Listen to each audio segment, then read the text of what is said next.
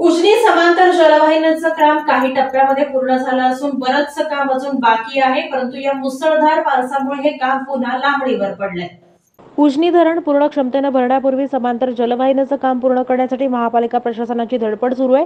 समांतर जलवाहिनीचं काम 30 नोव्हेंबरपर्यंत पूर्ण करावं लागणार आहे. तत्पूर्वी प्रशासनाला सर्व अडथळे दूर करावे लागणार आहेत. सोलापूर शहराला 1 ते 2 दिवसाआड किंवा नियमित पाणी पुरवठा करण्याचा महापालिका प्रशासनाकडून प्रयत्न सुरू आहेत. त्यासाठी सोलापूर ते उजनी 110 किलोमीटर समांतर जलवाहिनी टाकली. आतापर्यंत 88 किलोमीटरचं काम पूर्ण झालंय. उर्वरित काम गतीनं सुरू आहे, पण पावसामुळे चिखल झाल्यानं अन्य ठिकाणी कामं थांबली आहेत.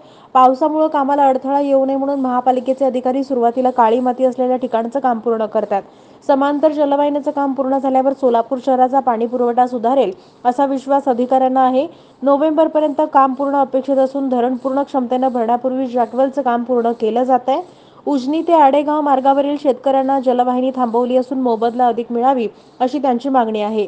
खंडाळी, हिवरे आणि पाकणी येथील वन विभागाच्या जागेतून जलवाहिनी जाणार असून त्याला अजून अधिकृत परवानगी मिळालेली नाही. देगाव जवळील देशमुख वस्तीमागे 400 मीटरचं काम थांबलंय. शिवरस्त्यातून जलवाहिनी जाणार असून शेतकऱ्यांनी सुद्धा मोबदला मागितलाय. टेंभुर्णी बायपास जवळ 1800 मीटरचं काम अपूर्ण असून त्या ठिकाणी महामार्गाची जागा नसल्यानं मोबदला देऊन खासगी जागेतून जलवाहिनी न्यावी लागणार आहे. समांतर जलवाहिनीचं 22 किलोमीटरचं काम अद्याप पूर्ण नाही. पाऊस पडला तरी या ठिकाणचं काम करता येणार नसल्यानं हे काम मागे ठेवण्यात आलंय. सध्या पावसाळा सुरू असल्यानं काळी माती असेल त्या ठिकाणच्या कामाला अडचणी येत आहेत. अशा ठिकाणचं काम प्राधान्यानं केलं जातंय. इतर ठिकाणचं काम देखील महापालिकेचे आयुक्त शीतल तेली उगले यांच्या नेतृत्वाखाली वेळेत पूर्ण होईल आणि काम झाल्यावर नोव्हेंबरमध्ये पाण्याचं ट्रायल होईल.